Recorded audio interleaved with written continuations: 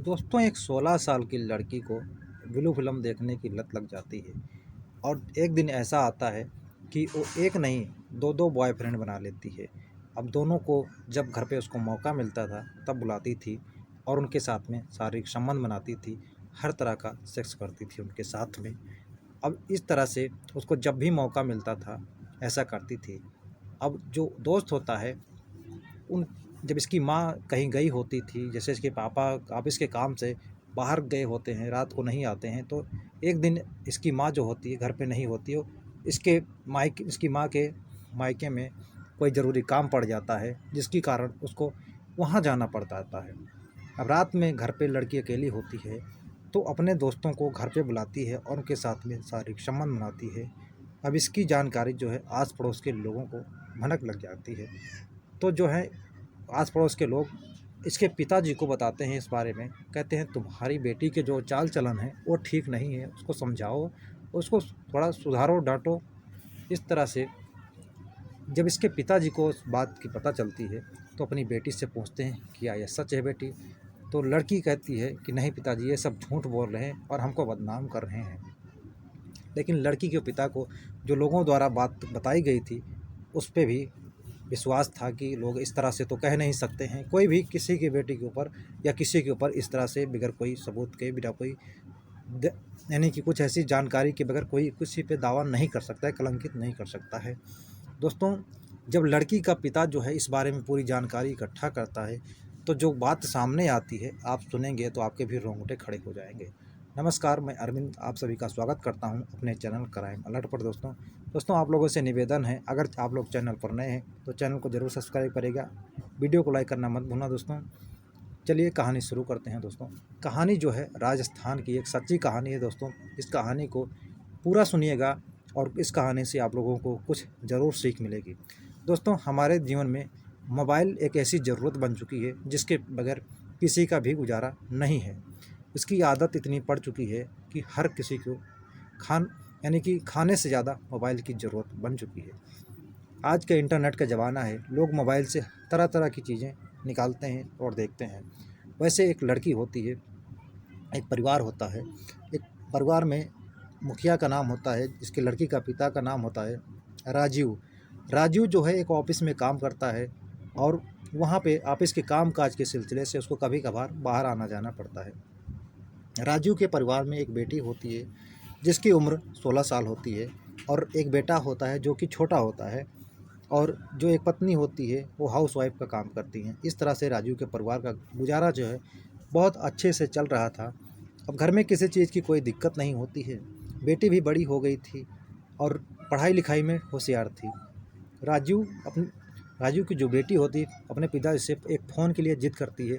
कहती है बाबा मेरे को एक फ़ोन दिला दो, क्योंकि पढ़ाई करने के लिए हमें इंटरनेट से काफ़ी चीज़ें जाननी पड़ती हैं और उसके बारे में पढ़ना बहुत ज़रूरी होता है जो कि इंटरनेट से ही होता है।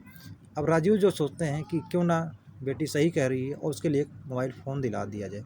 अब उसको एक मोबाइल फ़ोन दिला दिया जाता है और उससे वो पढ़ाई किया करती थी, पढ़ने लिखने में काफ़ी उसको जानकारी मिला करती थी और तरह तरह की चीज़ें मोबाइल से निकाल कर उसके बारे में जानने की कोशिश किया करती थी।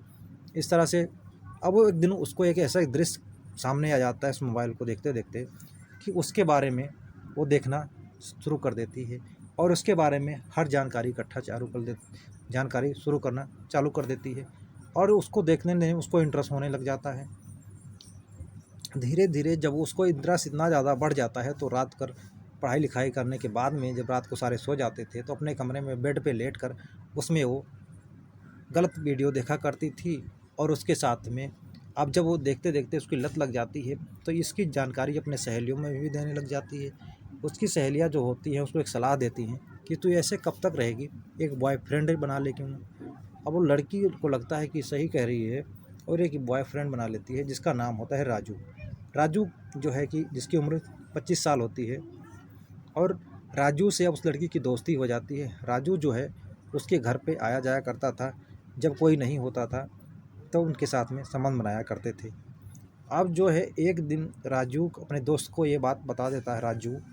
तो राजू कहता है सोनू से, सोनू उसका दोस्त होता है, सोनू उसकी उम्र 24 साल होती है, अपने दोस्त को सारी जानकारी देता है। दोनों बहुत ख़ास दोस्त होते हैं और इन दोनों में बहुत यारी दोस्ती गहरी होती है। और जो सोनू इस बारे में जानता है तो कहता है कि यार अपनी गर्लफ्रेंड से मिलाएगा नहीं। तो जो लड़की होती है राजू उससे बात करता है। राजू कहता है कि हमारा एक दोस्त है जो तुमसे मिलना चाहता है और तुम्हारे पे बहुत फिदा है, वो तुमसे दोस्ती करना चाहता है। राजू जो सोचता है कि कौन सा कि हमारे घर की चीज़ है, कौन सा हमको इससे शादी करना है, जब तक हमें मिल रहा है तब तक खाओ पियो ऐश करो, इस तरह से सोचता है। गलत ख्याल उसके मन में वो कहता है कि दोस्त है कोई बात नहीं। अब इस तरह से जो उस लड़की से बात करता है तो लड़की कहती है ठीक है, जब मैं तुम्हें अगली बार फ़ोन करूँगी बुलाऊँगी तो अपने दोस्त को भी साथ में ले आना। अब वो लड़की जो होती है एक दिन फ़ोन करती है, उसकी माँ जो है किसी काम से अपने मायके गई हुई होती है और उसको पिता जो है ऑफिस के सिलसिले से किसी काम से बाहर गया हुआ था, वो जो कि समय से नहीं लौट पाने के कारण उसको रात वहीं रुकना पड़ जाता है। इस तरह से वो लड़की घर में अकेली होती है। तो इन दोनों को घर पे बुलाई और इन दोनों के साथ में गंदी फिल्में देखती है और रात भर इंजॉय करती है। इस तरह से अब सुबह होने से पहले ये लड़के चले जाया करते थे। अब इसकी भनक जो है आस पड़ोस के लोगों को लग जाती है और जब आस पड़ोस के लोगों को ये भनक लगती है तो लोगों में कहा यानी एक दूसरे से बात शुरू हो जाती है। अब लड़की के पिता को भी कोई उसमें से पूछता है कि तुम्हारी बेटी इस तरह से गंदा काम करती है, लोग दो दो लड़के आते हैं उसके जब बारे में उसको देखो, उसको खिंचाई करो थोड़ा सा। अब लड़की के पिता को इस बात सुनने के बाद में बहुत शर्मिंदगी महसूस होती है और वो अपनी बेटी से पूछते हैं।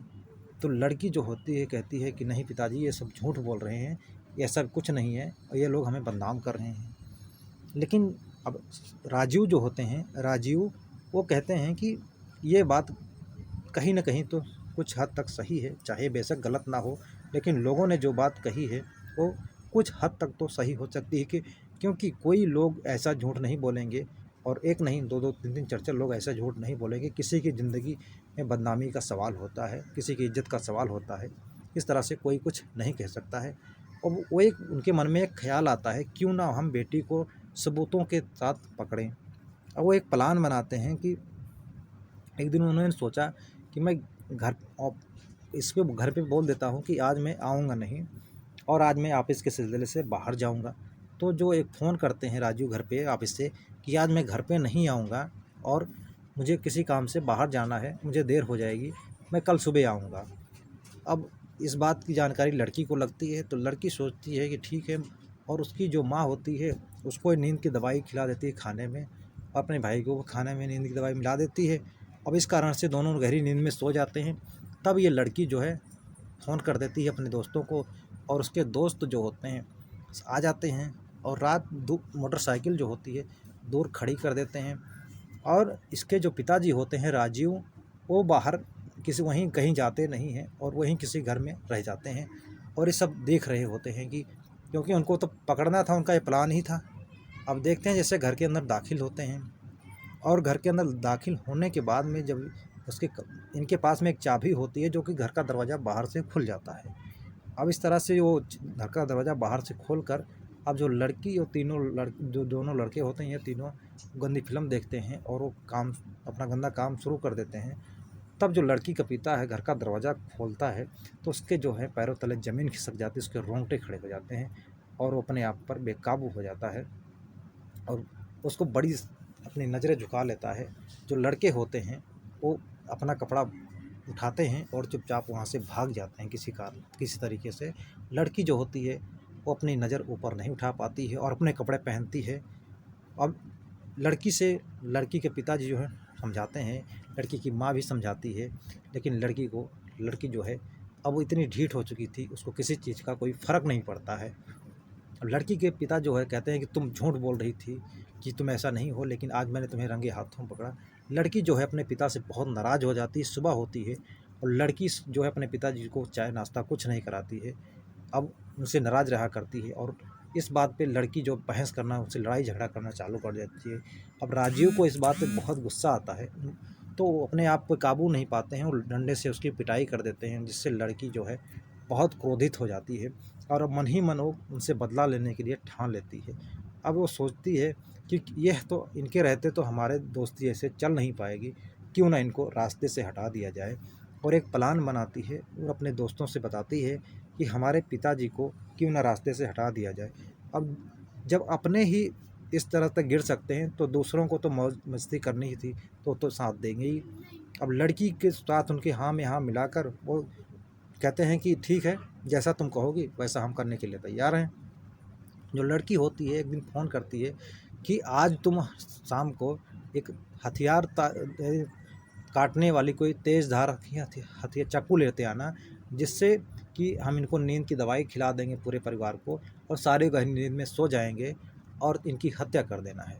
अब वैसे ही करती है, इन सबको नींद खाने में नींद की दवाई मिला देती है और इनको सबको सुला देती है और उसको उन लड़कों को फ़ोन कर देती है। दोनों दोस्त आते हैं और दोनों इनको बड़ी बेरहमी के साथ में इनके पिताजी की सोते में गला रेत की हत्या कर देते हैं और इनकी मौके पर ही मौत हो जाती है।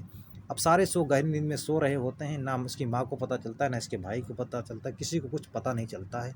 और लड़की उन्हीं की डेड बॉडी के सामने ही उनके साथ में संबंध बनाती है, उनके बगल में ही संबंध बनाती है और बिल्कुल फिल्म देखती है। अब रात भर ऐसे 12 बजे का वाक़या होता है, लेकिन जब तक इसका दिल करता है वहीं पे गंदा काम करती है और 3 बजे लड़के जो होते हैं चले जाते हैं वहाँ से। जैसे 4 वार बजता है सुबह, ये रोना धोना चालू करती है, शोर मचाना चालू करती है, हाय रे मेरे पिता को कौन मार दिया, अरे पापा को कौन मार दिया, इस तरह से रोना पाना चालू कर देती है। और जब उसकी माँ जग के आती है, वो भी देखती है तो उसके पति की जो लाश होती है खून से लथपथ हुई रहती है, वो भी रोना बिलखना चालू कर देती है। आस पड़ोस के लोग इकट्ठा हो जाते हैं। अब उन्हीं में से कुछ लोग होते हैं, उनको तो पहले से शंका था कि इसमें किसी और कोई किसी का हाथ नहीं हो सकता, इस लड़की का ही हाथ है। अब इसकी जानकारी जो है कोई पुलिस को दे देते हैं। अब पुलिस मौके पे पहुंचती है, लाश को अपने कब्जे में लेती है और उसके बाद में उस लड़की से पूछताछ करती है। लाश का पोस्टमार्टम कराया जाता है। पोस्टमार्टम में ये खुलासा होता है कि जो ये व्यक्ति है राजीव, इसको जो है पहले नींद की दवाई दी गई, इसके जो नशीला पदार्थ मिला इसके पोस्टमार्टम रिपोर्ट में, और इस तरह से बाद में इसकी हत्या की गई। तो अब शंका के आधार पे जो है पुलिस लड़की को हिरासत में लेती है और लड़की से सख्ती से पूछताछ करती है और उसके मोबाइल लोकेशन से कुछ उसकी डिटेल निकालती है, जिसमें उस लड़कों के साथ में कॉन्टैक्ट पाया जाता है और उन लड़कों को भी बुलाया जाता है, उनके बारे में पूछताछ की जाती है। तो लड़की पहले तो ना करती है कि मैं सो रही थी और जब मैं जगी तो लड़के जो यानी बदमाश जो है इसको मारकर भाग रहे थे और भाग गए थे और तब तक इनकी जान जा चुकी थी। तो पूछते टाइम क्या था, तो कहती है कि करीब 3 बजे का वाक़या था। टाइम मैंने ध्यान से नहीं देखा, लेकिन लगभग 3 बज रहे थे। जबकि पुलिस को लगता है पोस्टमार्टम रिपोर्ट में सारी चीज़ जो है साफ साफ आ गई थी कि कब मौत हुई थी और कब इनकी ये लोग बता रहे थे। और टाइम में बहुत फ़र्क था, लेकिन मौत हुई थी रात को 12 साढ़े 12 बजे के आसपास में और ये टाइम जो बता रही थी रात को 3 बजे बता रही थी। पुलिस जो है उस लड़की को हिरासत में लेती है। जब सख्ती से अपने तरीके से पूछताछ करती है तो सारी सच्चाई अपने आप उगल देती है और उन लड़कों का नाम लेती है जिन्होंने इनका मर्डर किया था उसके पिता का, और साथ में इस लड़की को भी जेल हो जाती है और उन दोनों लड़कों को जेल हो जाती है। तो इस तरह से दुनिया मोबाइल से कितना हमें नुकसान है और कितना फ़ायदा है, इसका अंदाज़ा आप इस कहानी से लगा सकते हैं। क्योंकि मोबाइल अगर ना होती और मोबाइल में वो गंदी चीज़ें ना देखी होती तो शायद इसके पिता राजू की हत्या ना होती और इसमें वो इसके साथ में तो राजू तो हमेशा के लिए इस दुनिया से चले गए और 2 लड़के और भी हमेशा के लिए जेल में रहेंगे। काफ़ी दिनों तक तो जेल में उनकी होएगी और इस लड़की की भी ज़िंदगी, यानी कि कई परिवार बर्बाद हो जाते हैं एक घटना से। तो दोस्तों, कहानी सुनाने का उद्देश्य किसी को भावनाओं को ठेस पहुंचाना नहीं, किसी को आहत करना नहीं। कहानी सुनाने का उद्देश्य सिर्फ आप लोगों को जागरूक करना। सावधान रहें, सतर्क रहें, सुरक्षित रहें। दोस्तों मिलते हैं और एक सच्ची कहानी के साथ, तब तक के लिए जय हिंद दोस्तों।